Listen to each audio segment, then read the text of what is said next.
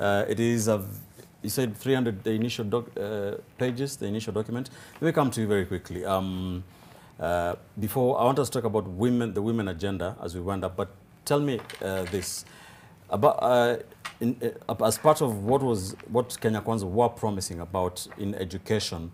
Something that came to my mind was that the DP promised to have every school that is connected to the electricity grid that they have done with the last mile will be connected to the internet broadband for learning and also every market. Then there are people, skeptics like Manyora here, who would say that we had this same promise about the laptops from the Jubilee government, I must say. Do you see where some skeptical people will be coming? First of all, Ben Kitilia, nobody, and the Auditor General, she's been churning out reports. I think it is quarterly. And nowhere has she flagged the last mile connectivity. The problem within our power setup has always been the power purchase agreements, the PPAs. That is where cartels have tried to manipulate the cost of power. And we know which side cartels support in this election. We are not going to deliver that. At the end of the day, let us go back to the main issue of the broadband.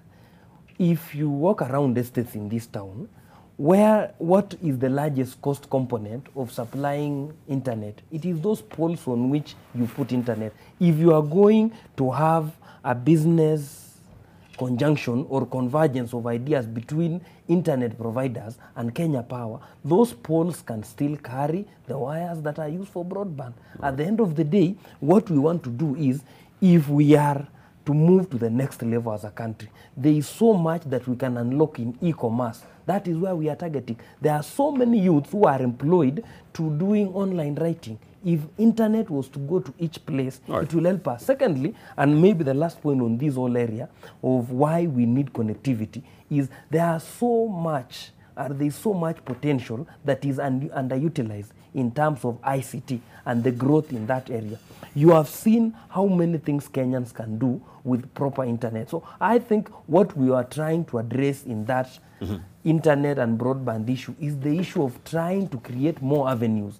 The Jubilee government has tried with the Ajira, but when you put internet in every area, you are improving the issues of doing research, you are improving the issue of young people trying to get a place where they can start with. And on the issue of women, maybe, because I might not have a chance. All right, thank you for that. You've answered my question.